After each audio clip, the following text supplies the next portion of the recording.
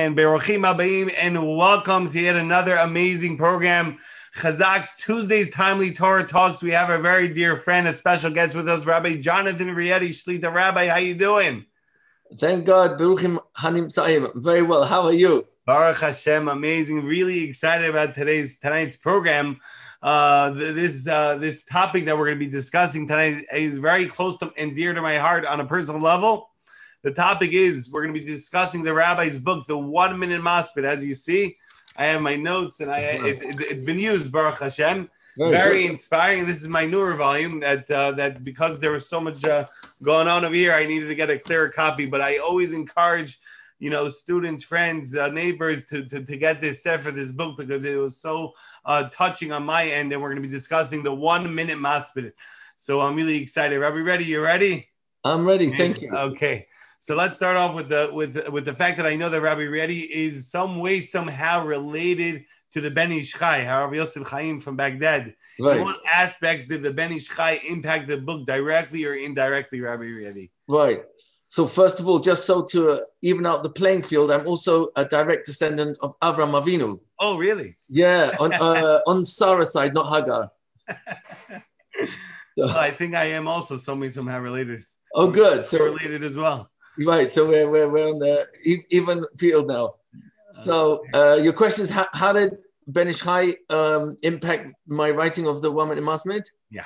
So you know what? It's a really good question. I actually have never thought about it until you asked me, but it hits me right now as you're asking that the Ben Ish Chai, anyone who studies Ben Ish Chai will know that it makes no difference which sefer he learns. What becomes immediately revealed is how the entire spectrum of the Torah, whether it's Nach, Chumash, whether it's Mishnah, Gemara, whether it's Halacha or Pilpul, whether it's Agadata or whether it's Kabbalah, Kitzvei Hari, he weaves it all together. So in that sense, I think he's a perfect role model of what it is supposed to look like if a person takes God seriously and says, Ribono Shel Olam, you gave me your Torah, you wrote me a letter. I want to read it from beginning to end. And if there's other letters that you've written to me, I want to know them all. So the Ben Ish Chai, it's so obvious that he had the full spectrum of Kol HaTorah Kula at his fingertips. And he didn't write a single sefer that was only in isolation of every other subject. So anyone who learns, let's say, Ben Yehoyada on Shas, they'll realize straight away that there's this incredible mixture of Kabbalah, Halacha, Agadata, even riddles and mashalim, metaphors. So I think in that way, it must have had a deep impact on me, that this is something I think every Ben Torah is really meant to aspire to. Amazing, amazing. Okay. Rabbi, could you maybe describe the impact and the importance of the amazing book, the Sefer, the 1 Minute Masmid? Can you tell us a little bit about it? So I wrote it in the early 90s, out of frustration that I'd been in yeshiva. I started yeshiva late. I became religious at 11, but I didn't go to yeshiva till I was 17. Oh, wow. I thank God. I want to show my gratitude to both the Rietti and my parents who supported me in learning for 12 years. But the first 7 years, I realized I was fooling myself. I was really, really lying to myself because I just couldn't understand why the learning was simply not making any sense. And then I realized I was lying to myself because I actually believed that if I did what I was told, I would become a Talmid Chacham. So at that point in my yeshiva career, I made a calculation. I was learning in Gateshead. That if I followed the yeshiva Masechtot, I would learn 8 Masechtot, 8 tractates of the Talmud in 8 years. But I wouldn't know all 8. I wouldn't know the first parak and the third parak, or the 6th parak and the 4th parak. and then I wouldn't know it that well because I wouldn't have done any chazara, no review. So then I would not have mastery of it. But if I wanted to finish the rest of Shas, I would need at that rate, I would need to come back approximately 2.5 Gilgulim, 2.5 times. So I said to myself, 1 second, this makes no sense. So the argument that was thrown back at me is that you're not really here to learn Kol Torah Kula, you're here to learn how to learn. So I accepted that, but it still didn't make sense to me because, and Has V'Shalom, I don't want this to be taken in a negative way, but when my parents, after me being in yeshiva for 10 years, asked me to take smicha, and the yeshiva would not refuse to help me. And that's not a negative on them. It's simply they explained that it's a Talmudical college, it's not a rabbinical college. Mm-hmm. So its goal is not necessarily to churn out rabbis. It's more focused on helping B'nai Torah know how to learn. So they thought they're not going to stop me learning here or there, but I had to do it on my own. So without chevrutot, I started learning Yehudeya, and shockingly, especially when I came to Ta'aruvot and Basa V'Chalav, and some of the smaller simanim, I said, one second, everyone has to know this. I'm married already and I don't know these halachot. I need to know this for myself. Why should there be any problem? So it was that kind of situation where I realized if I'm not going to take responsibility for my own learning, I will become an Am Haaretz she'eino gamur.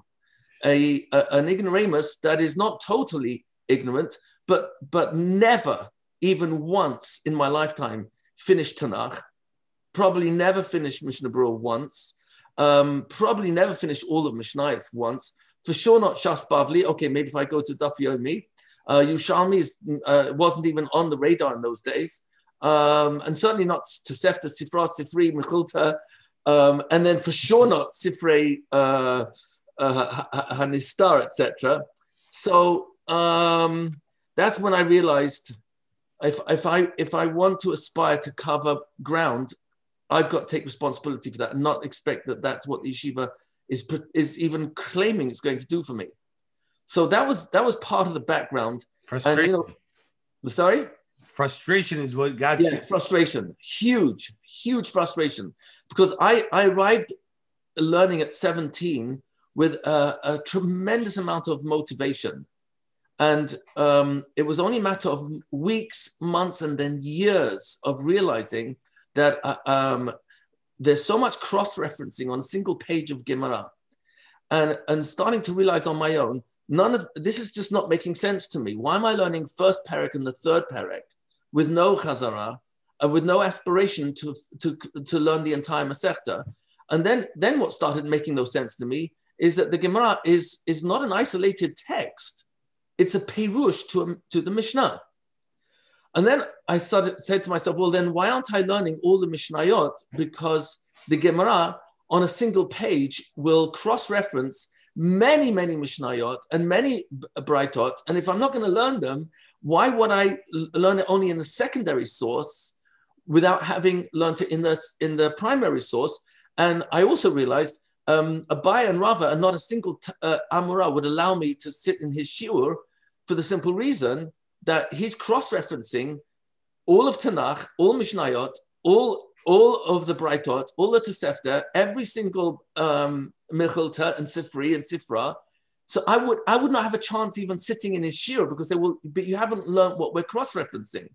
So then I started working backwards, and then I started to get really frustrated.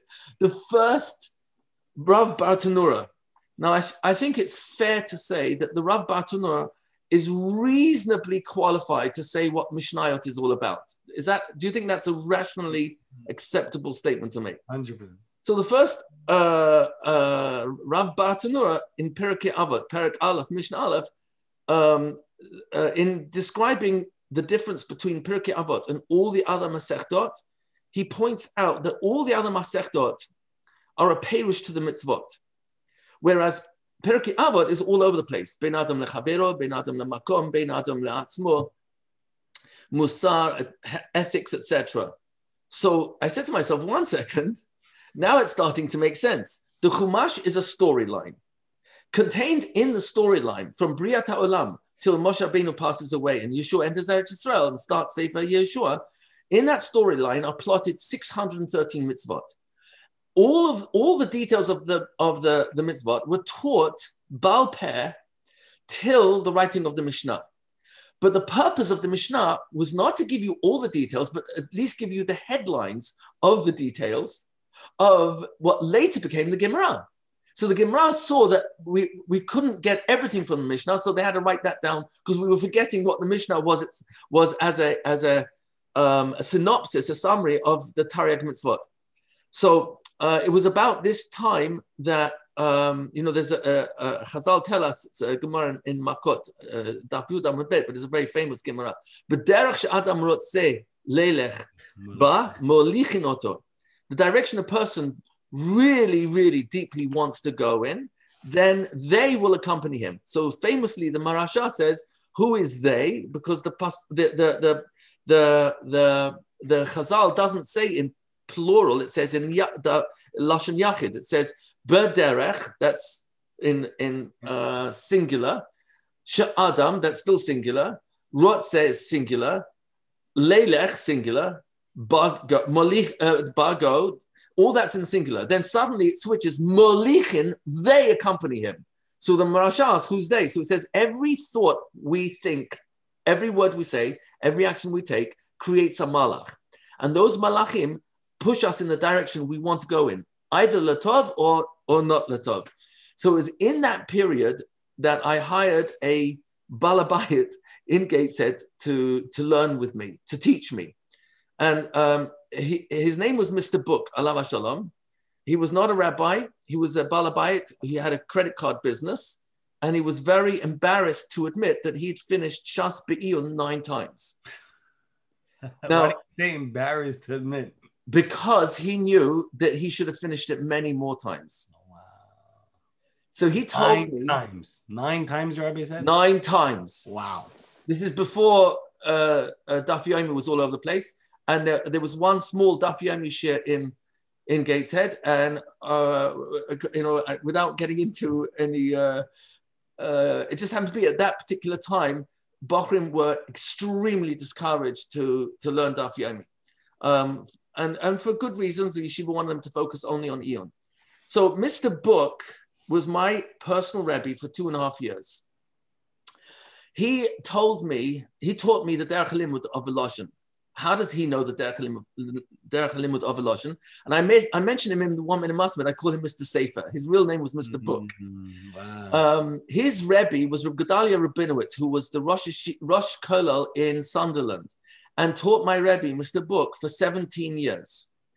Rabbi Gedalia Rabinowitz was a Talmud in Veloshin, and he learned the Derech HaLimud of the Vilna Gaon.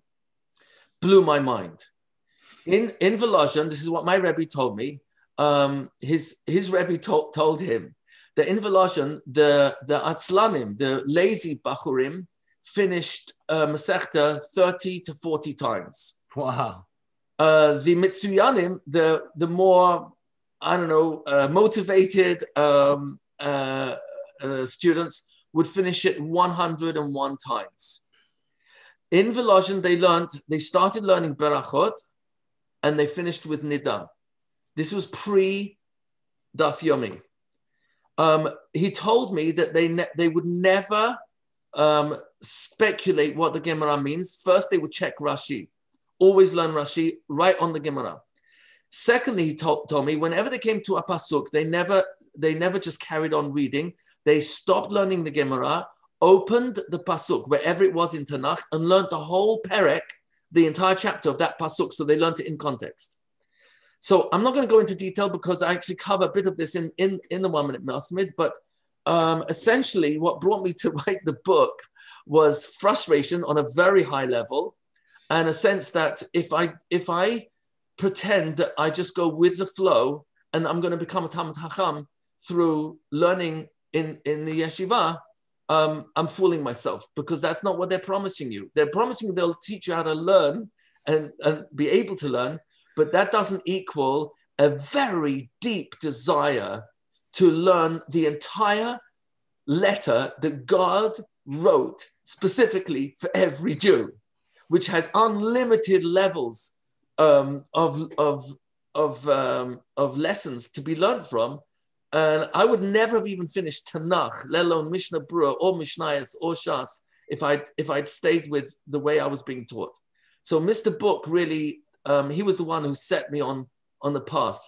And he also taught me that in Volozhin, they did not learn Tosfos, only if it was on Pashup Pshat. And they would only learn all the other Tosfos after they'd finished the Masechta many times. Wow.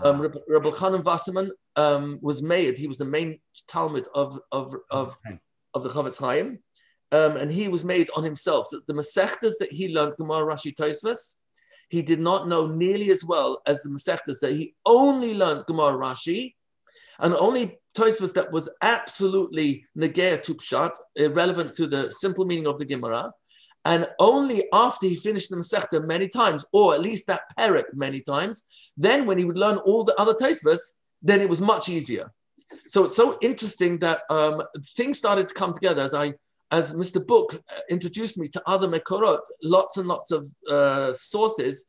It blew my mind. Orchot Tzadikim, in the one but last chapter on Sha'ar HaTorah, and this is 700 years ago, he's screaming and crying, why do we not learn like our Rebbeim taught us, which is sequential learning? Start at the beginning of Shas, go to the end and review. Start at the beginning of Tanakh, go to the end and review. And he would say that the love for Torah that comes from covering ground and doing it again and again and again is so great that that's why the Rishonim were who they were. Not because of any specific segula, it was simply because of this simple formula.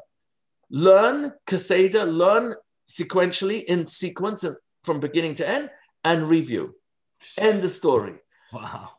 Rabbi, I got to tell you, that is so inspiring. That leads me to my next question. One might feel that there is so much Torah content to learn that they fall into despair. They give up, chas v'shalom. Yes. And they don't even attempt to learn sometimes. How can we not get overwhelmed? How could one not be...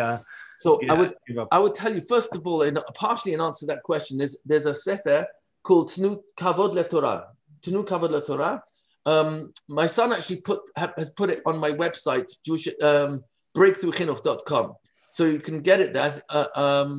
But it's written by Rabbi Shimon First. It's an extremely short, very, very small booklet. It's got about, 14 pages. Most of the pages are taken up by Haskamot. The Haskamot he has are probably, I don't know if there's a sefer in recent history that has his Haskamot. I'll tell you, he talks about Derech HaLimud, and he talks about covering ground. Learn Gemara, Rashi, Ikar Tosfot, and go weiter and do review. And who gave him Haskamot to his sefer? Approbation. Reb Moshe Feinstein, Reb Eliezer Shach, Rabbi Yoel Teitelbaum, the Satmar Rebbe, Rabbi Yisrael Alter, the Rebbe from Gur, the Gera Rebbe, Rabbi Yaakov Kamenetsky, that's the Stipler Gaon, the father of Reb Chaim Kanievsky, Reb Moshe Feinstein I mentioned. There's some others here as well. Reb Moshe Chevroni, Reb Chaim Shmulevitz. And this is the most incredible, and they're not just saying a few words. They're screaming out, and this is, I could not possibly say this, but it says it in here. They're screaming at those who are guiding the Bachurim and saying, why are we shortchanging these beautiful young men who are willing to sacrifice tens of thousands of their hours in their formative years of learning? Why are we shortchanging them by not letting them have the deep, deep, deep satisfaction that comes from mastery of learning? And that means covering ground with review and knowing you really have a kinyan. So in answer to your question, how does a person not get overwhelmed? I would say it's the same answer to a different question, which is, how do you eat an elephant?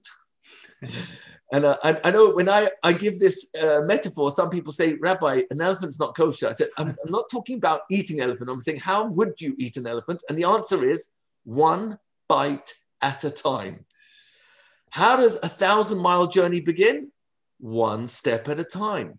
So this is something that is brought in Chazal. It's in Vayikra Rabbah. I don't remember. I think it's in Perek Yud Aleph.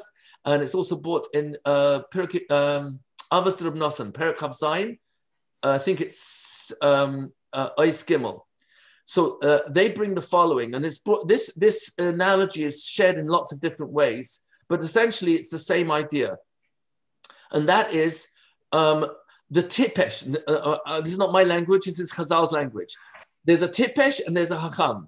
The tipesh looks at the Torah and he says, whoa, Tanakh, it's so big. Mishnayos, forget it. Shas, Bavli, Yerushalmi, Tosefta, Sifra, Sifri, Mechilta, Tur, Bet Yosef, Shulchan Aruch. There's no way. I'll never finish it. And so he turns around and walks away. Ma hacham omer. And what does the hacham say? Today I'll learn one line, tomorrow another line. Today I'll learn 2 halachot, tomorrow another 2 halachot. Today I'll learn 1 page, tomorrow I'll learn another page. And the power of accumulation is such that the add up means a person will complete kol Torah kula many times in his lifetime if he takes 1 bite at a time. And we know it. Everyone who turns up to a Siyum Shas has the same sense. If these people, they clocked in for 1 hour. I don't know how many coffees they drank before, during, and after to keep themselves awake.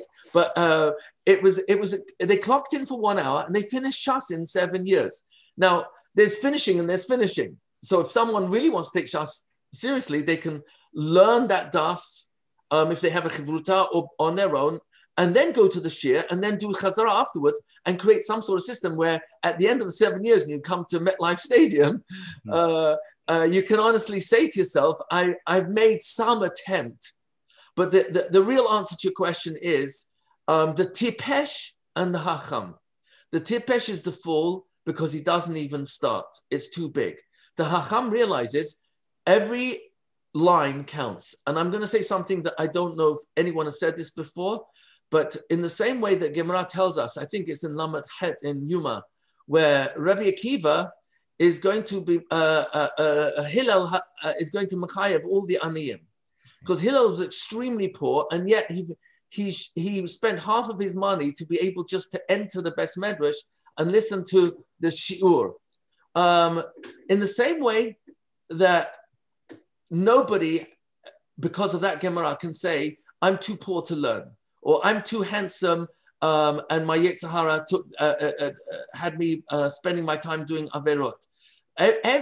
Today we're living, and please be mochel me, whoever's listening to this, go out on the street, or please be mochel me, go in shul or in the corridors of the school, go in the corridors of any building in the elevator, and count how many people are on their phones.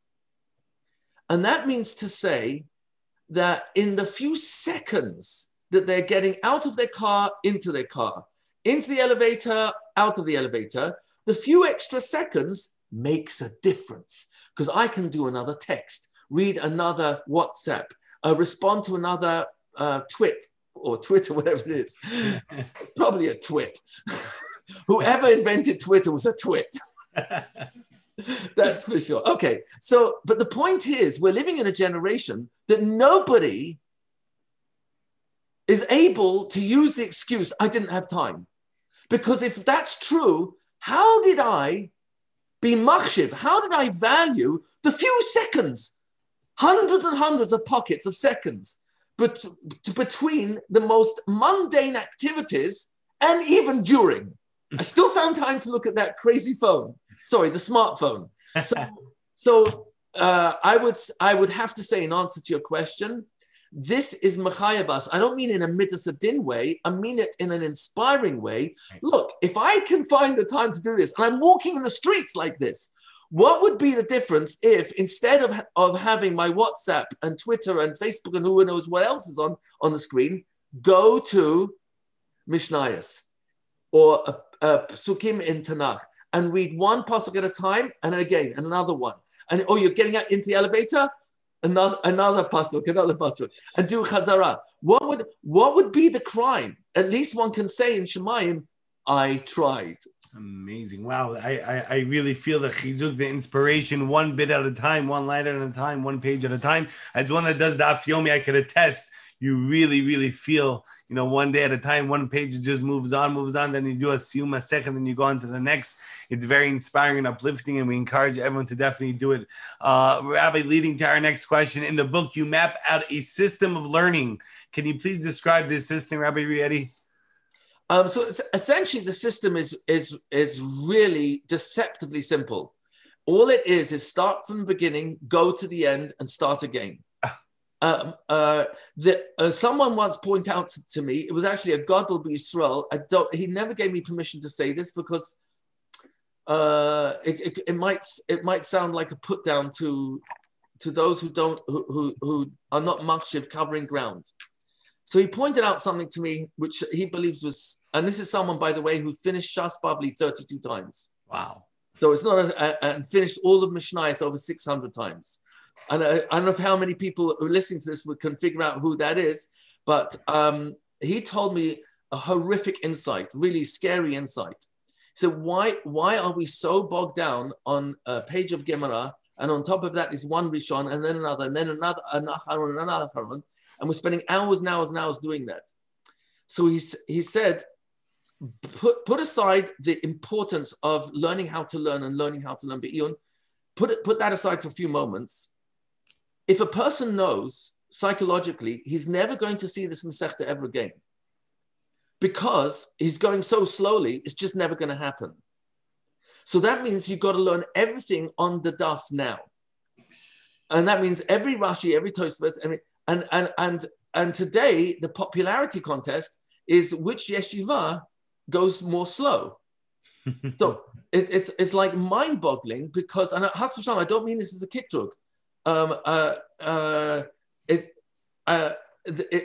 Hazman, that when Mashiach comes, I'm 100% certain he's going to put us back on track, that we're going to be learning sequentially, beginning to end with review. Chazal said it in Eruvin, a very famous Gemara, Nun Gimel, going on to Nun Dalet, the importance of review.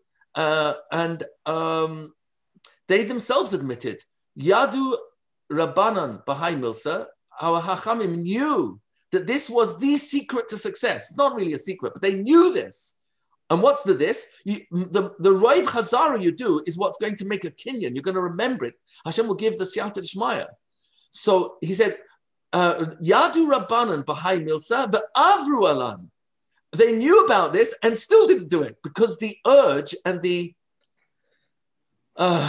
temptation to learn deeply is so strong, because that makes me feel much more unique if I can come up with some sort of a chidush or a question and a teretz. Then I'm different, I'm special, and I stand out. But if I do chazara, I don't see that how I'm going to stand out. But the innocent mistake in this assumption is that every Tana and every Amura and every Rishon never got to who they became by learning only slowly. They learned from beginning to end and with review. It was a minimum of 30 times, often 40 times, and Einu Doim Misha Lamad Parako, Mea Pamim LeMea Ve'echad. Gimran Chagiga Daf Tet. This is the Metzius. So I say two words: trust Chazal. That you just answered my question, Rabbi. I was going to ask, one might just want to go forward in their learning without review. What are the benefits of reviewing our learning? And you just answered that, I guess. So yeah, that is true. There are many Zohars, and Kisvi Ari also brings this, and you'll find it in Hilchos Talmud Torah of Shulchan Aruch Harav, that when a Jew learns Torah, even though it's really al-manas la'asot, that's the biggest proof that a person is learning for the sake of how do I serve Hashem, because he wants to know the halakha.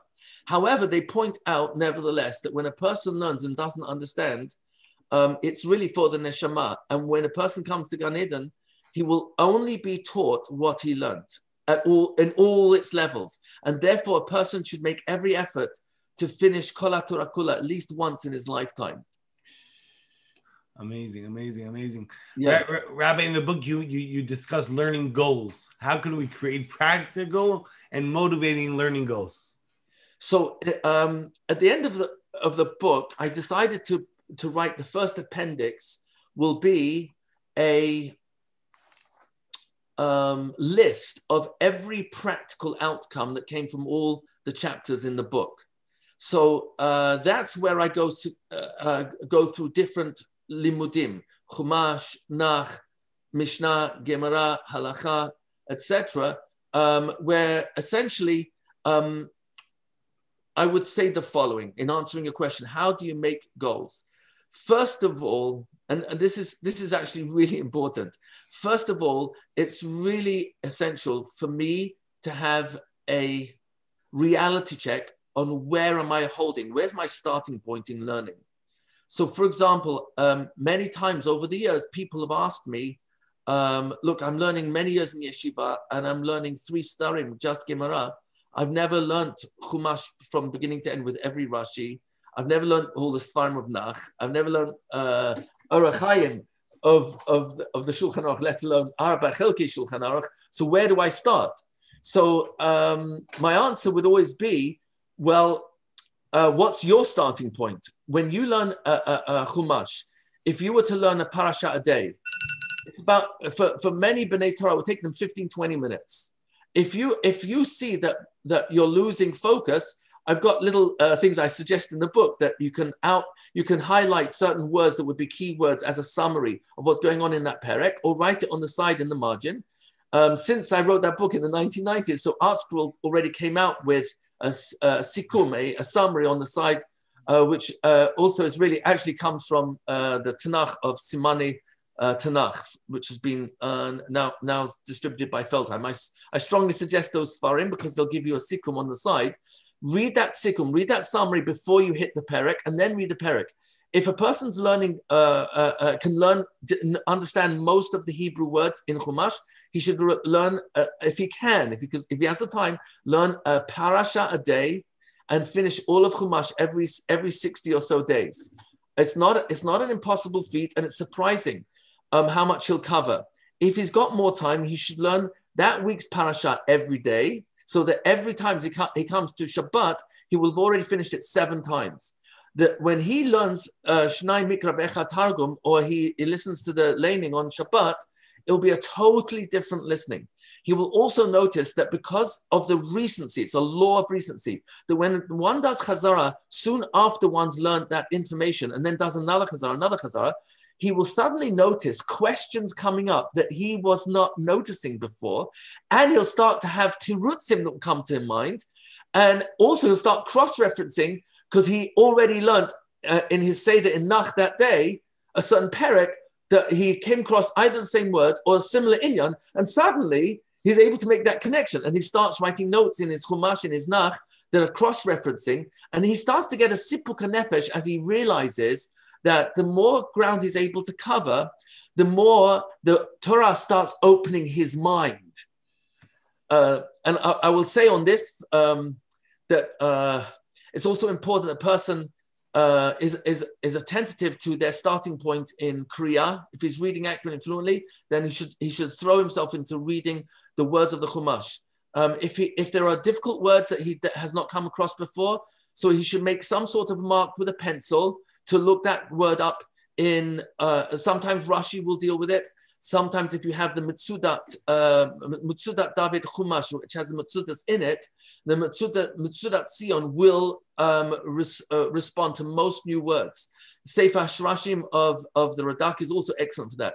But that's one area. And then diktuk, just very simple Hebrew grammar, is super essential for really breaking the code of Chumash and Nach. Because that's what every Gemara that quotes a pasuk, it's fully aware of the diktuk of the pasuk, and many times the Mishnah and the Gemara realize that the diktuk is deliberately written incorrectly to force you to ask a question.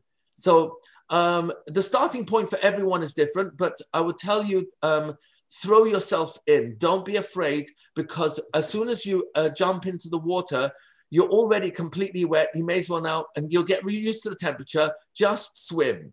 Throw yourself into Mishnayot. You'll be pleasantly surprised if you read the same Mishnah 4 times. Just read it and discover how much the Mishnah is starting to open up. And then if I notice, like, hey, look, I just read it 4 times. It took less than a minute to read the average Mishnah 4 times. It takes about a minute on average to do Chazara of a whole parak of Mishnayot. So when a person starts measuring the amount of time and he realizes, I'm going to come back here. So if I don't know it all now, I don't have to do Iyun now. Like I was quoting that Gadol earlier, who said that psychologically, we think we may never come back here. So we got to know as much as possible now.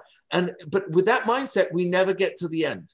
So I think those are some ways to answer that question. 100%. Very, very inspiring, Rabbi Rietti. Thank you. You're the best, Yavin. If ever I have a bad day, I just have to clock into you, call you up, and see your smile and give me kind words. Rabbi, this is mamash gold. Tovli Torah Picha Me'afei Zav HaKesef. This is gold and silver. It is amazing, the chidushim, the insights. Rabbi, there are many parts of the Torah. Rabbi touched on this. There's Tanakh, there's Gemara, there's Halacha, etc. What should our approach be to master each part? I think the approach should be scaffold it at levels. First go for Pashup Shat. So if you're having in a Chumash, let's say you've got a Bala Teshuvah or a Bacha who never really paid attention in the first 3 grades, and now he's learning Mishnayot for a year or 2, and then it's been Gemara ever since. So he's never really cracked Chumash. So then I would tell him, I would tell everybody the same thing. The slower you go, the faster you'll get there. But keep going. I give a mashal of a snail and the rabbit. There's a famous of Aesop's fables. Most of Aesop's fables actually comes from Shlomo HaMelech. That's actually Chazal tell us that. The Radak brings that in Sefer Malachim. I think it's in Malachim Aleph. Daf Zayin Chazari. See, I need review as well. I think it's in Perek Vav, if I'm not mistaken. So the Radak brings that most of the fairy tales and metaphors that are going around the world as ancient Aesop's fables and fairy tales, he says most of them came from Shlomo Melech. And they got spread around the world until people were sharing them without saying where the original makar was from. But I digress. I would say, read Pashup Shat. Rabbi was saying the parable of the snail and the rabbit. Yes. What did you say? Sorry. You were saying the mashal, the parable of the snail and the rabbit. That's the slower you go, the faster you'll get there. So I would say, make a goal. Let's say, don't look at Chumash as a 1-year goal. Look at it as a 5 to 10 year goal. Meaning to say, first year goal will be just Pashup Shat, and it might even be 2 or 3 years Pashup Shat, which means you just read the words again and again, a whole perek, a whole parasha. And if it's too much to do a parasha a day, then decide how many minutes you want to devote to Chumash. Let's say it's 2 minutes. Okay, just read 2 minutes and see how many psukim you cover in there, and then put a paper clip, or nowadays you've got these bookmarks. 1 second. They're really helpful. These, yeah, you can even use these on Shabbat. They're fantastic. I wish I had these years and years ago. So these sticky markers. Notes. It's not sticky notes. Sticky. Yeah, they're like sticky notes, and they're color coded. I use yellow when I have a kasha and it's Shabbos, and I have a question I want to look up afterwards. I'll stick this, and the pointed part of it can go right on the letter or the word that you're sticking it on. So I know after Shabbat, I'll more easily remember the question I had, and then I can research it. So you can. We bother you about the other colors? All right. So red I'm using for a book that I'm writing. So whenever I come up with a makor, I use red for that one, and orange, the purple is when I know there's a cross reference that reminds me there's somewhere else. So I'll take 2 of these and I'll put them in both places. So after Shabbat, when I open up, it's more likely that I'll remember what was the correlation between those two. But the main point, you come up with your own color coding. The main point is make a 5 to 10 year goal to conquer Chumash and a 5-10 year goal to conquer Nach. And the same with Mishnayot and Gemara. The Yetzer Hara wants me to go fast and then collapse. He's happy for me to taste the beauty of covering ground, but he wants me to burn myself out. So the slower a person goes, the faster he'll get there. Rav Nassan of Nemirov was a Talmid Muvchak of Rav Nachman of Breslov. Rav Nachman of Breslov was huge on Derech HaLimud. He in Sicha Saran, Sicha number 76, is a very, very powerful description there of covering ground sequentially and doing review. So Rav Nassan of Nemirov, he writes that he had 13 Sidorim in Shulchan Aruch. Rav Nachman of Breslov was very makpid. You have to follow Shulchan Aruch, and he was very open. He says people who daven after the Zman are mistaken. He said that of all the other Hasidus. He says you gotta keep Shulchan Aruch. There's no games playing, not sleeping in a sukkah because it's too holy. Don't negotiate with Shulchan Aruch. Shulchan Aruch is Shulchan Aruch. So his Talmud had 13 Sidorim in Shulchan Aruch. Why 13? On Sunday, Tuesday, Wednesday, Friday, when there's no Tachanun, so davening finished a drop earlier, so his Shulchan Aruch Seder was a little bit longer. On days of Tachanun, it was shorter. He had different Seder of a quantity. When there was a bris milah that he had to attend, then it switched to a different Seder. Meaning to say, he figured out what Chazal meant when it says, that's actually a pasuk from Shlomo Melech in 2 different places. But Rav Nassan was really saying the following: you got to figure out strategies for many different situations that I know will pop up by surprise. But there are certain situations you know are going to pop up and they're not such a big surprise, and anticipate. Because if I can anticipate how I'm going to change my derech halimud to accommodate my wife needs more help at home.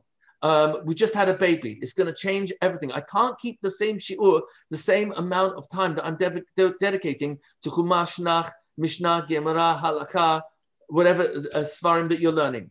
So by accommodating and accepting that I'm going to have different starim for different occasions, different situations, I'm taking away the amount of bullets the Yetzer Hara has to fire at me, because if I miss one day because davening was too long, and then there was a bris, and then I was asked to come to the bris, so the whole Seder got knocked out. And then the next day, I woke up with such a headache because I had a very bad late night.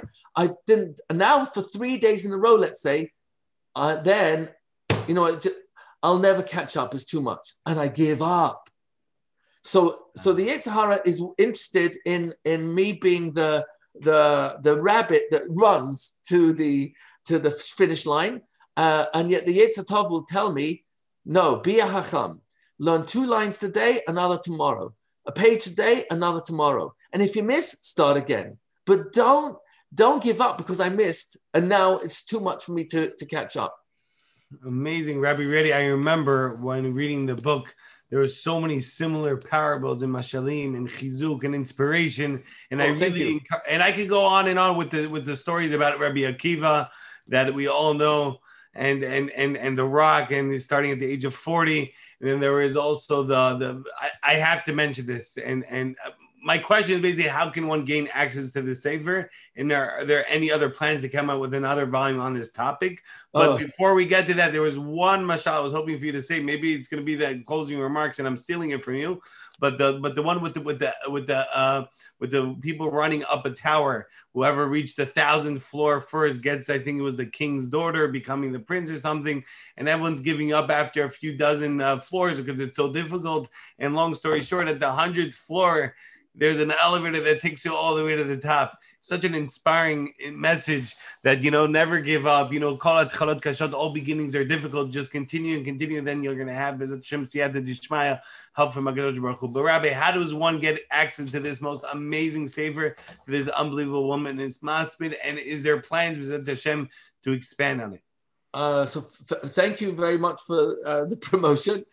I would say I never put in the bookstores. Many people have asked me to do that, and I didn't. It's right. I only sold it out of my house for many, many years, and then when internet came along, and with the encouragement of my son who runs my website. So my book, The 1 Minute Masmid, is on my website, breakthroughchinuch.com. Breakthrough Chinuch is all one word. So you click on the publications and you'll see amongst them the 1 Minute Masmid. I didn't put it in the bookstores, and if someone asked me to today, I would ask an Adam Gadol. But my simple reasoning was because I don't want to hurt anyone. And this book is really, it's not intentionally controversial, but it is provoking the mind to consider, did Chazal really intend that I should learn all Chumash Bereshit by the end of 2nd grade, most of Shemot, maybe all of Shemot by the end of 3rd, almost nothing of Vayikra, or Bamidbar or Dvarim, a little bit of Yeshua, maybe Shoftim, start Mishnayos, learn Brachas, Yuma, Sukkah. All right, maybe another 2, Rosh Hashanah, Megillah, Ta'anit, maybe, and then Gemara. No, not Berachot, that's Chazal. We're going to start in Bava Metzia, the middle of Shas. No, not at the beginning. No. We're going to start in Elu Metzias. No, not at the beginning of the Perek, the 2nd Mishnah. You know, I'm not trying to be provocative in a negative way, Has v'Shalom. I'm trying to help a lot of people out there who suffered like I did. I suffered terribly, and I had to figure out on my own if I want to have a fighting chance to be what Chazal say is the definition of a Talmid Chacham, which is kind of scary.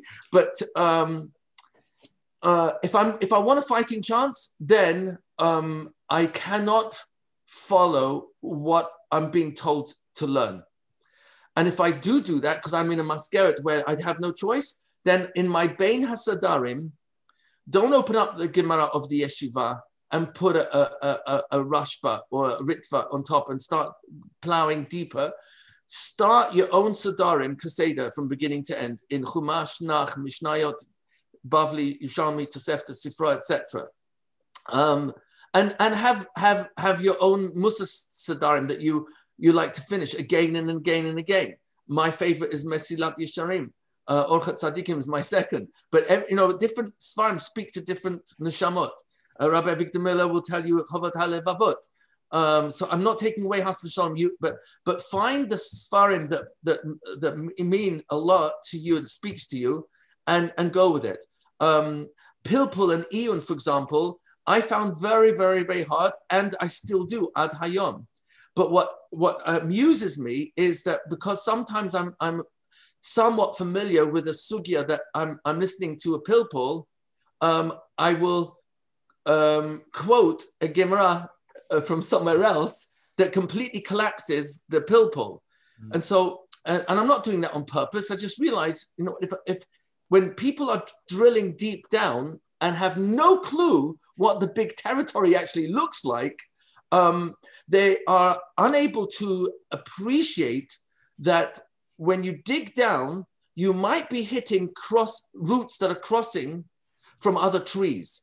But if you first get a panoramic view, so to speak, from above, so you know the whole entire territory, you'll know which trees are planted where, and therefore which roots you're going to come across, and therefore the connections you're going to be able to make when you dig down, because you know what the whole territory looks like, is so much more real than, please be merciful if I say artificial, because this is not my language. Reb Chaim Brisker said this at the chuppah of his son Velvel, who married the daughter of the Breder Rav, and he said, my Velvel no Shas Rashi Klor. So the Breder Rav said, Reb Chaim, you're the Ava Pilpul, what type of a shvach is that? So he answered, I can't say in Yiddish because my Yiddish is not good enough. He said back, by me, someone who says a pilpul and he doesn't know all Shas Rashi cold, guaranteed is a pilpul shel hevel. So I would say, choose a limud that you know speaks to your neshama. It could be Agadata. So learn Ein Yaakov. I don't say don't learn Gemara. For sure, Gemara is the meat of Kol Torah Kula. It's the linchpin between Taryag Mitzvot, Mishnah, and Halacha. So Gemara is indispensable. But let it be real. Let it be because the person has learned at least the Masechta of Mishnayos many times that Gemara comments on, or at least the Perek that he's learning in the Gemara. He should learn that Perek of Mishnayos as many times as he can, because it's going to make a big difference to the Eon. You can only drill down as far as you have provided a foundation, and the foundation is breadth. Amazing, Rabbi, so inspiring. Any plans of publishing another volume or So it's interesting. I wrote the book about, I think, 1994, and I never really read it through from beginning to end. And again, until about 20 something years later. And I changed in so many ways and covered different areas, a little bit more experience of life. I was wondering if I would agree with what I wrote. And I was really shocked that I had nothing to change except the tape recorder now had to be a digital tape, a digital recorder, and so terminology like that, because it was so outdated.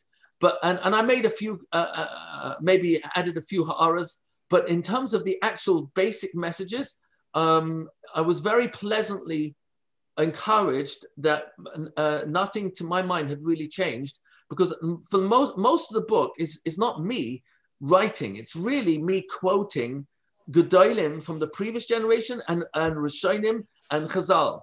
The framework of the book is not even mine. I actually got that from Kenneth Blanchard, who wrote a book called The 1 Minute Manager.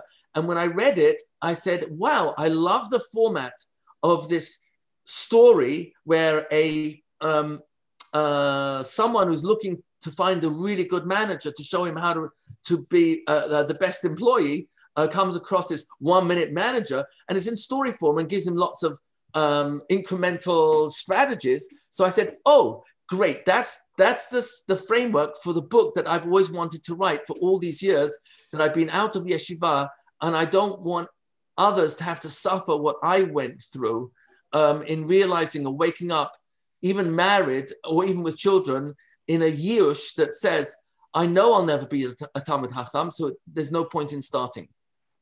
Rabbi, so inspiring, unbelievable. Could you leave us with one final message, something inspiring, closing remarks? So I would say my son's book, The Frum Revolution. Yeah, we had your son speak by us. Yes. It's a pre-sequel to my 1 minute Masmid, in the sense that there are too many gaps that we're not aware of, that when we arrive at Gemara, we are so immature and missing components that we can't fully appreciate what we're learning when we learn Gemara.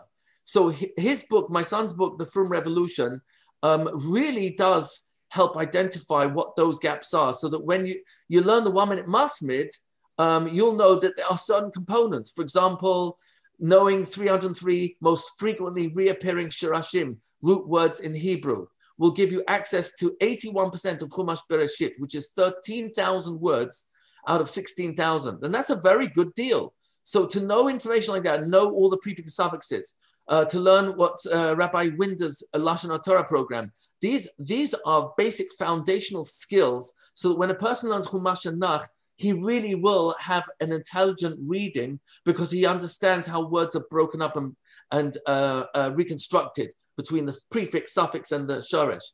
So I would tell anyone listening to this, don't be afraid to go back to basics and spend time there, even in your 10-year plan to finish Kol Torah Kula, which is very doable. Don't worry about spending at least 3 years in foundational skills, because the stronger your foundation, the easier it is for you to be able to follow Shas and Sfarim, which are constantly cross-referencing what you've already covered. So that's what I would say. My last parting words. Don't be afraid to start. Don't be afraid if there's a pause because your wife had a baby, mother-in-law is in your house, you got to go to work. It's COVID, you got half of your work's at home. Whatever interruptions you've got, just bear in mind. Start again, start again, start again, start again. No matter how many times I fall or how long I put on the pause button, I didn't learn for days or weeks or Hassan Shalom months or even years, doesn't stop me starting again because every word counts. And if you don't believe me, look on the street and see how many people are machshiv every second of texting and WhatsApping and Twittering. And that should be a Musa Haskel to me. Well, if every moment counts on the phone, then every line of Chumash or Gemara or a Sefer makes a difference. And in Shemayim, it's huge. Rabbi Jonathan Rietti Shlita, what an inspiring message. Okay. What an amazing Torah talk. Thank you very, very much for everything you do for Klal Yisrael, for the Jewish people. We were so inspired. B'ezrat Hashem, everyone watching, I'm pretty sure, I know that you were inspired as well.